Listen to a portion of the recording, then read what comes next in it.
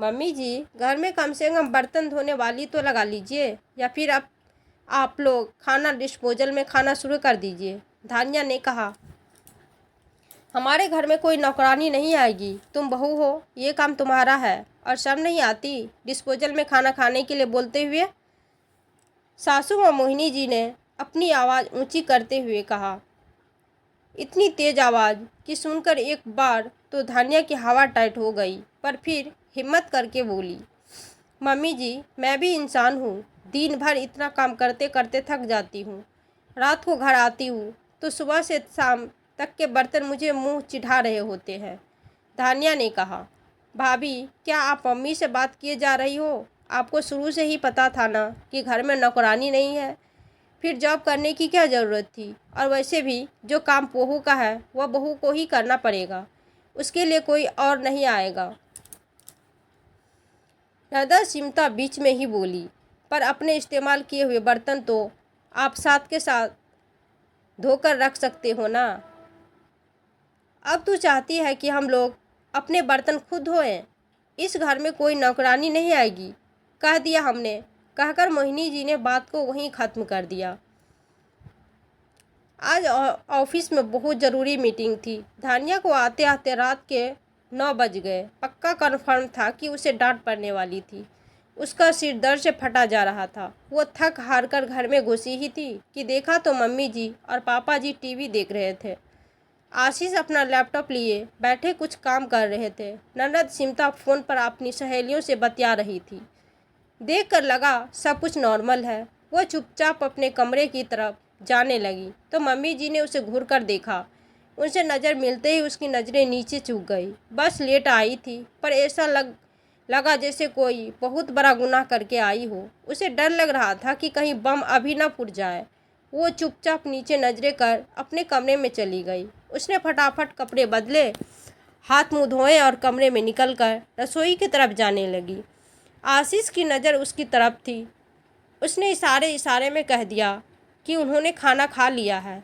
एक पल के लिए ये जानकर धान्या को बड़ी खुशी हुई कि चलो आज तो खाना तैयार है, नहीं तो पिछली बार तो उसका इंतज़ार करते करते ही 10 बज गए थे। 10 भाषण सुने थे, वो अलग। कितना सुनाया था मम्मी जी ने।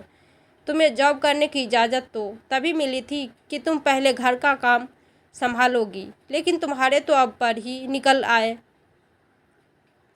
उसने खाना बाहर से मंगवाने के लिए कहा तो 2 लेक्चर और सुनने को मिले। पैसे क्या कमाने लगी हो? अपने पैसों की धौंस जमाती हो। हम बाहर का नहीं खाते, खाना तो घर में ही बनेगा। फिर 10 साढ़े 10 बजे उसने आनंद फानंद में सबके लिए रोटी सब्जी बनाई थी। उसमें भी 10 मिनट में निकाल दिए थे। मम्मी जी पापा जी खाना खाते जा रहे थे और उसे 10 बातें सुनाए जा रहे थे। उसके बाद रात को झूठे बर्तन नहीं रखते। उन सब का धोते धोते 12 बज ही गए थे। तब जाकर कि उसको नींद नसीब हुई थी। पर आज खाना बन ही गया और उसे कोई बात सुनाई भी नहीं गई। वो मन ही मन खुश होते हुए रसोई में गई। रसोई में घुसते ही उसकी ये गलतफहमी दूर हो गई। खाना बना नहीं था, बल्कि बाहर से मंगवाया गया था, पर उसके बावजूद भी जानबूझकर पूरी रसोई को फैला दिया गया था। देखकर ही लग रहा था कि जिस किसी ने भी खाना खाने के बर्तन रसोई से निकाले हैं, उसके मन में ज़रूर ये चल रहा होगा कि आज बहू को करने के लिए कुछ भी नहीं है, तो क्यों ना रसोई फैला दी जाए। यहाँ तक कि जब खाना बर्तनों में परोसा गया था तो भी पहले उसे स्लैब को खिलाया गया था, बाद में बर्तन में पहुँचाया होगा। पर जब उसकी नज़र सिंक की तरह गई तो झूठे बर्तन देखकर रुलाई फूट गई। इतने सारे बर्तन, ऐसा नहीं कि वो काम चोर है, पर क्या करे, सुबह घर से निकलती है तब जो बर्तन धोकर रख कर आ जाती है, वो भी आने के बाद गंदे ही मिलते हैं। दिन भर घर में कुछ ना कुछ काम सब खाते पीते रहते हैं, पर बर्तनों को धोना कोई पसंद नहीं करता। और काम वाली बाई कोई रख ले, ऐसा हो नहीं सकता। क्या है ना कि बहू को आने के बाद सबको आदत हो जाती है नए नए धर्म निभाने की। दोपहर के खाने बर्तन तक उसे मुंह चिढ़ा रहे थे। यहाँ तक कि मम्मी जी पापा जी ने सुबह नाश्ता किया होगा, वो बर्तन भी वहाँ पड़े पड़े उसी का इंतजार कर रहे थे। कहा तो उसे बहुत ज़ोर से भूख लग रही थी, और कहाँ इन बर्तनों को देखकर अपने आप ही उसकी भूख भी मर गई। उसके बाद भी उसने बाहर आकर बात की थी तो इतनी बहस हो गई। सबसे पहले रसोई की सफाई की और झूठे बर्तन धोकर रखे।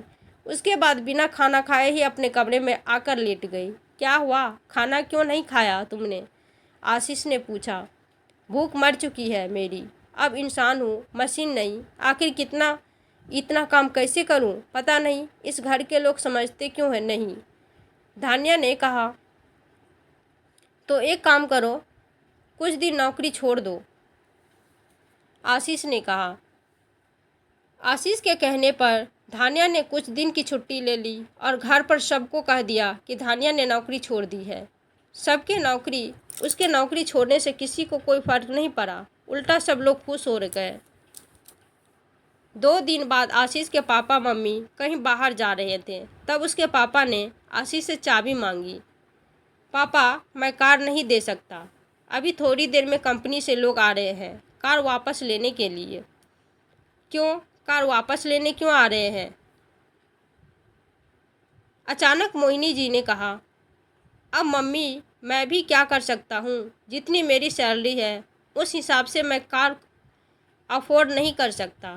अब धान्या तो नौकरी छोड़ चुकी है तो बाकी के सारे खर्चे मुझे ही देखने हैं। ऊपर से सिमता की शादी के लिए भी मुझे ही पैसे बचाने हैं। पापा की पेंशन तो आपकी दवाइयाँ और छोटे मोटे सामान आ जाते हैं, इसलिए मैंने कार वापस ले जाने को कहा। आप लोग बस या ऑटो से चले जाइए। सुनकर मोहिनी जी और उनके पति एक दूसरे की शक्ल देखते रह गए। इधर कुछ घंटे बाद आशीष ने अपने 2 दोस्तों के जरिए कार उसके घर पहुंचा दी।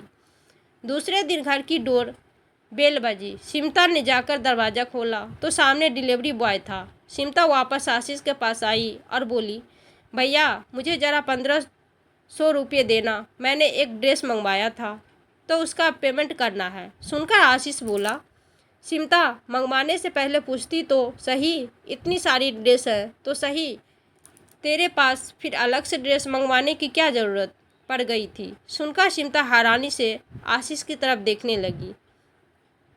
भैया, पहले तो कभी मना नहीं किया, अब क्या हो गया? बहन, पहले मैं अकेला नहीं कमा रहा था, 2 लोग कमा रहे थे, आशीष ने कहा। अरे तो बहू के नौकरी न करने से क्या बिल्कुल गरीबी के दिन आ गए हैं, जो एक ही बात बोलता रहता है। अरे हमने भी घर चलाया है, तुम दोनों बच्चों को पाला है, लेकिन तेरे जैसे हालात तो कभी नहीं हुई, जबकि तेरी तो सैलरी भी अच्छी है। मोहिनी जी ने बिगड़ते हुए कहा। सही कहा मम्मी, आपने भी चलाया है, लेकिन कभी ऐसी स्थिति नहीं हुई, क्योंकि तब जिंदगी किस्तों पर नहीं बीतती थी। आप ही सोचो, हमारे पास सुविधा कम थी पर तो सुकून था, लेकिन अब सुविधा है। कार, सिमता की स्कूटी, यहाँ तक कि टीवी और फ्रिज सब लोन पर उठाए हैं। पेट्रोल का खर्चा बढ़ गया, बिजली का खर्चा बढ़ गया, ऊपर से घर हर महीने बंधी बंधाई किस्त जाती है। आखिर अकेला कमाने वाला इंसान कितना करेगा? आशीष बोले जा रहा था और सब चुपचाप सुने जा रहे थे। एक 3000 रुपये की बर्तन धोने वाली लगाने के चक्कर में आपने जो पैसा घर में आ रहा था उसको भी रोक दिया। अगर बहू परिवार को परिवार समझकर खर्चे कर रही है तो आपको भी तो बहू को परिवार का हिस्सा समझकर काम में मदद कर देनी चाहिए। अब बहू काम नहीं कर सकती तो थोड़ा एडजस्टमेंट आपको भी करना पड़ेगा, आशीष ने कहा। तो सब लोग चुप हो गए। आखिर फिर मोहिनी जी ने खुद धान्या को नौकरी करने की इजाज़त दे दी, साथ ही साफ सफाई और बर्तन धोने वाले भी लगा ली। अब सब अपना अपना काम खुद करते थे, यहाँ तक कि मोहिनी जी भी धान्या के आने से पहले सब्जी वगैरह साफ करके